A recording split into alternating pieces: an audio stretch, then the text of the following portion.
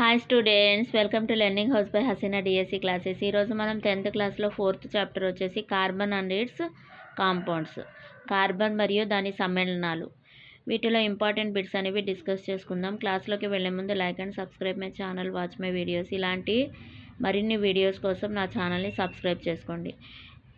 ఓకేనా? మీరు కనుక ఈ బిట్స్ కనుక ఫాలో అయితే టెక్స్ట్ బుక్ చదవ అవసరం లేదు, లైన్ టు లైన్ చదివి నేను బిట్స్ అనేవి ప్రిపేర్ చేయడం జరిగింది. ఓకేనా? ఇక్కడ ఫస్ట్ బిట్ వచ్చేసి భూపటలంలో ఖనిజాల రూపంలో ఎంత కార్బన్ మాత్రమే ఉంటుంది? భూపటలంలో ఖనిజాల రూపంలో ఎంత కార్బన్ మాత్రమే ఉంటుంది అంటే 0.02% కార్బన్ అనేది ఉంటుంది. వాతావరణంలో ఎంత పర్సెంటేజ్ కార్బన్ డైఆక్సైడ్ ఉంటుంది? వాతావరణంలో ఎంత పర్సెంటేజ్ కార్బన్ డైఆక్సైడ్ ఉంటుంది? 0.03% కార్బన్ డైఆక్సైడ్ అనేది ఉంటుంది. కార్బన్ యొక్క పరమాణు సంఖ్య ఎంత? కార్బన్ యొక్క పరమాణు సంఖ్య 6. హైడ్రోజన్ పరమాణు సంఖ్య 1. హైడ్రోజన్ యొక్క పరమాణు సంఖ్య 1. హైడ్రోజన్ యొక్క కర్పరం ఏది? హైడ్రోజన్ ఏ కర్పరంలో ఉంటుంది? కే కర్పరంలో ఉంటుంది. క్లోరిన్ యొక్క పరమాణు సంఖ్య ఎంత? 17. క్లోరిన్ యొక్క పరమాణు సంఖ్య 17. ద్విపరమాణు అణువులకు ఉదాహరణలు ఏవి? ద్విపరమాణువులు అంటే 2 పరమాణువులు కలిసి ఉన్న అణువులు అన్నమాట. Chlorine Cl2, H2, O2, N2. Chlorine, hydrogen, oxygen, nitrogen, ఇవి ద్విపరమాణు అణువులకు ఉదాహరణలు. నైట్రోజన్ యొక్క పరమాణు సంఖ్య ఎంత? నైట్రోజన్ యొక్క పరమాణు సంఖ్య 7. బయోగ్యాస్గా ఉపయోగపడే ఇంధనం ఏది? ఇక్కడ బయోగ్యాస్గా ఉపయోగపడే ఇంధనం సిఎన్జి, కంప్రెస్డ్ న్యాచురల్ గ్యాస్ అన్నమాట. బయోగ్యాస్గా ఉపయోగపడే ఇంధనం ఏంటి? సిఎన్జి. సిఎన్జి నందు ముఖ్య అణుఘటకం ఏది? సిఎన్జి నందు ముఖ్య అణుఘటకం మీథేన్. 2 పరమాణువుల మధ్య ఎలక్ట్రాన్ జంటను పంచుకోవటం వలన ఏర్పడేటువంటి బంధాలను ఏమంటారు? సంయోజనీయ బంధాలు అంటారు. అంటే 2 పరమాణువుల మధ్య ఎలక్ట్రాన్ల జంటను షేర్ చేసుకోవటం, పంచుకోవటం వలన ఏర్పడేటువంటి బంధాలను ఏమంటారంటే సంయోజనీయ బంధాలు లేదా కోవలెంట్ బాండ్స్ అని చెప్తాం. కార్బన్ పరమాణు యొక్క దృఢమైన త్రిమితీయ నిర్మాణం ఏది? వజ్రం. కార్బన్ పరమాణు యొక్క దృఢమైన త్రిమితీయ నిర్మాణం ఏది? వజ్రం. ఇక్కడ మనకి వజ్రం యొక్క అమరిక ఎలా ఉంటుంది? షట్కోణం అంటే హెక్సాగోనల్ అంటాం. వజ్రం యొక్క అమరిక ఎలా ఉంటుంది? హెక్సాగోనల్ అని చెప్తామన్నమాట. వజ్రం యొక్క అమరిక హెక్సాగోనల్లో ఉంటుంది.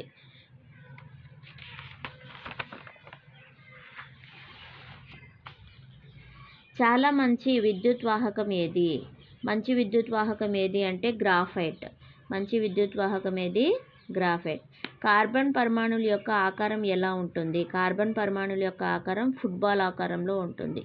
దీన్ని C60 అని కూడా చెప్తాం. కార్బన్ పరమాణు యొక్క ఆకారం ఎలా ఉంటుంది? ఫుట్బాల్ ఆకారంలో ఉంటుంది. కార్బన్ అణువును ఫుల్లరీన్ అని పేరు పెట్టిన శాస్త్రవేత్త ఎవరు? బక్మిన్స్టర్ ఫుల్లర్. కార్బన్ అణువుని ఫుల్లరీన్ అని కూడా పిలుస్తారనమాట. దానికి ఆ పేరు పెట్టిన శాస్త్రవేత్త ఎవరు అంటే బక్మిన్స్టర్ ఫుల్లర్. ఇంపార్టెంట్. బక్మిన్స్టర్ ఫుల్లర్ అనే శాస్త్రవేత్త కార్బన్ అణువుని ఫుల్లరీన్ అని పేరు పెట్టాడు. కార్బన్ ఇతర కార్బన్ పరమాణువులతో బంధాలను ఏర్పరచుకునే ప్రత్యేక సామర్థ్యాన్ని కలిగి ఉన్నందున పెద్ద అణువులను ఏర్పరుస్తుంది. ఈ ధర్మాన్ని ఏమంటారంటే శృంఖల ధర్మం అంటారు.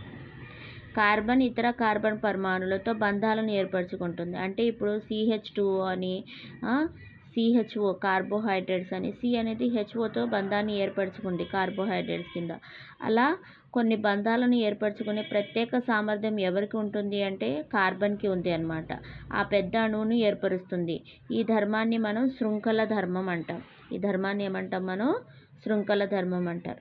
కార్బన్ సమ్మేళనాలు వాటి కార్బన్ పరమాణువుల మధ్య కేవలం ఏకబంధంతో అనుసంధానించబడినట్లయితే వాటిని ఏమంటారు? సంతృప్త సమ్మేళనం అంటారు. కార్బన్ సమ్మేళనాలు వాటి కార్బన్ పరమాణువుల మధ్య కేవలం ఏకబంధం, ఒక బంధం, సింగిల్ బాండ్తో మాత్రమే కలిసి ఉంటే వాటిని ఏమంటారంటే సంతృప్త సమ్మేళనాలు అంటారు.